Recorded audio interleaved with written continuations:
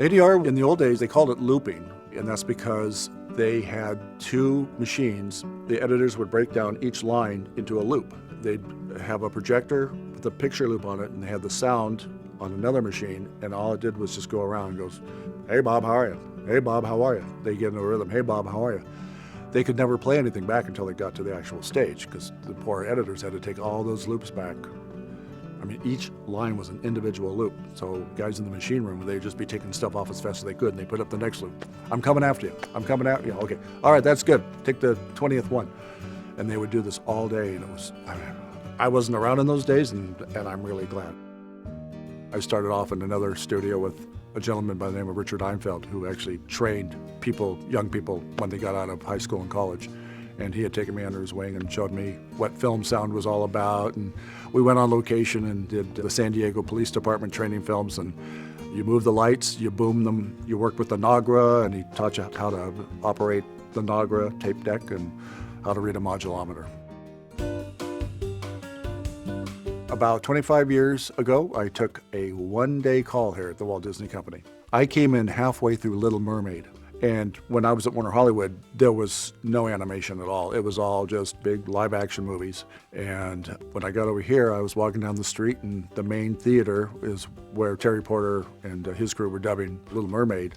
I just heard the most unbelievable music coming out the doors. I went, "What in the heck is that?" So I stuck my head in there, and I sat and I stood in the back of the theater and watching the animation and the music come together, and it was, I'd never seen anything like it before.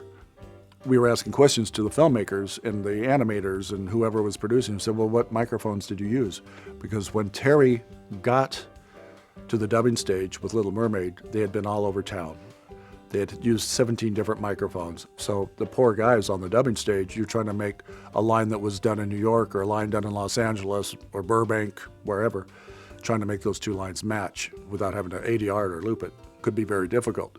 So after Little Mermaid, we all sat down and said, how do we make this better for feature animation and consistent? So we decided to use the U87 microphones. We had our own U87s, so they bought a set of U87 microphones, and we matched them to make sure they were as close a pair as could be. That way, when they went to New York to record or to another studio in Burbank, they would take that same U87 and hang it, and then when they tried to match it with ours, it would cut in much closer than a shotgun microphone and a U87. All our stuff here is all analog inputs into the box, as we call it. We've had such great luck with analog compressors and mic pre's. We don't want to change now, because once you find what you like, it's very hard for get the horse back to the old way. So it's directly into the box. I use like maybe one plug-in across the microphones, and that's a Massenburg EQ, just for fatten it up or brighten it up or take some out. And that's the only plug-in I have going across the mic in the Pro Tools. One of the things I've learned is let them settle in and you find out who's the boss, who's giving the direction. Sometimes it can be the producer is the one that wants to give a little direction and be the cheerleader. Most of the time it's the director. I lay back and I'll say, hey, is everybody all right? Anybody need anything? And they say, okay, no, we're ready to go, Doc. Let's just roll. So we roll, and I ask the actors for a little test. Can you read a couple of lines for me? And what's kind of cool is they just go off. I mean, they feel they don't see any record light. We're just getting levels down, and they feel a little bit freer. They don't see the record light, but I'm still rolling. I record everything, rehearsals. I mean, even when we do the EPKs, I'll record those. The director will come back. He's listening now, through the microphone on the stage, listening to the actors, and he'll go, oh, that's such a much better reading than we got when he was actually doing it. I'll go, we got it.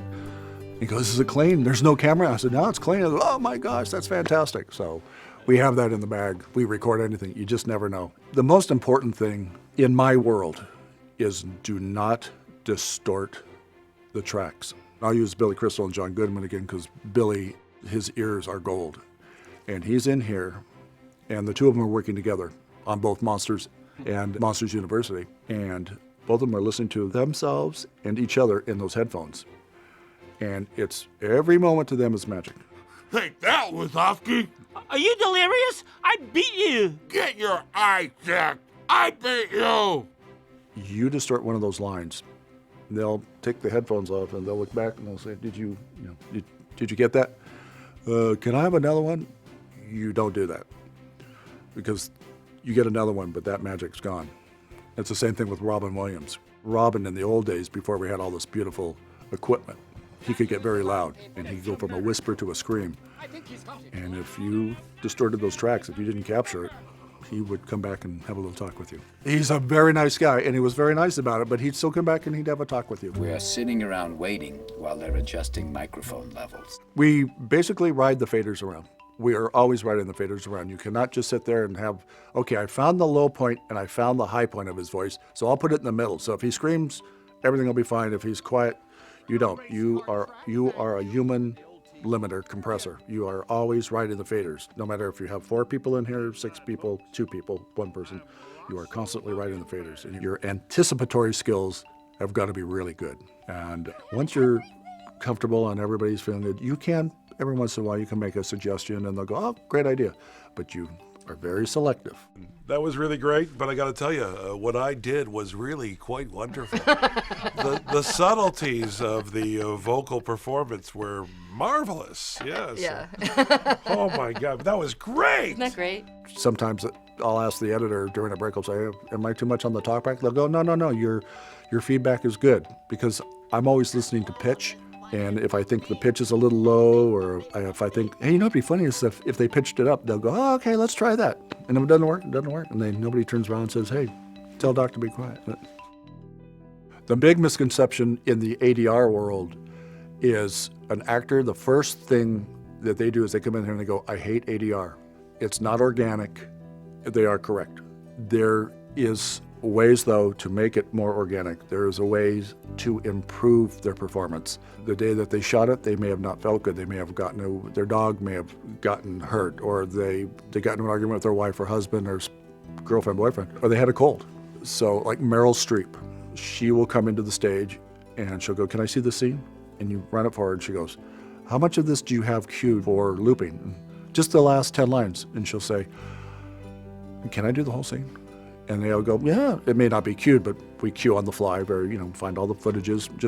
Meryl, just give us 2 minutes and we'll get it for you. She goes, oh, that's great.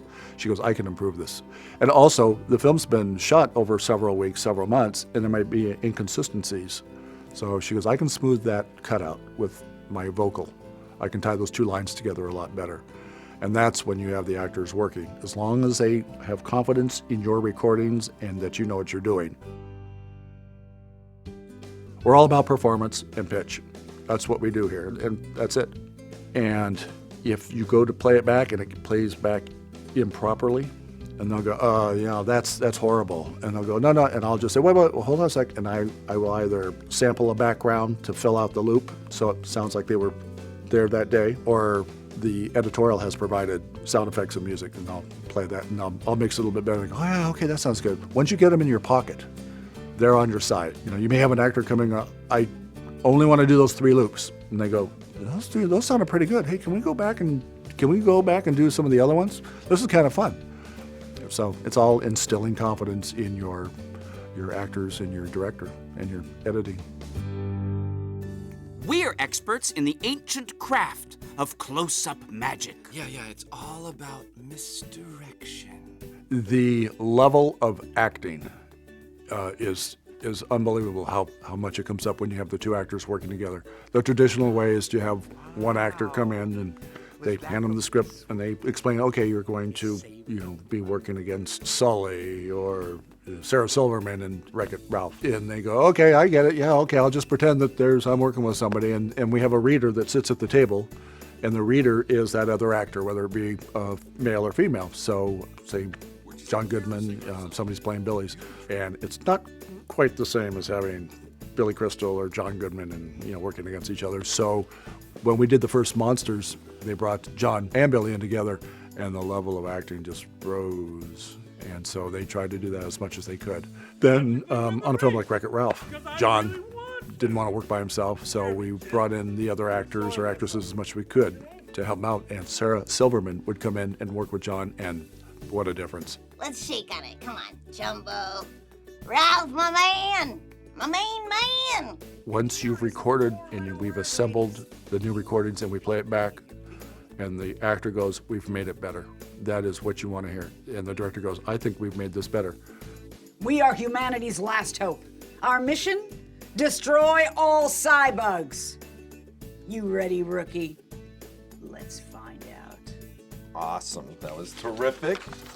It's like putting together a car in a very simple sense, but the car looks great. You understand the car, it drives better, it's shiny now, and it's still organic. And you play it back with sound effects and music, and it's more clear, and it's just, the acting has risen a few notches. And everybody goes, we've made this better. And you go, that's a great one.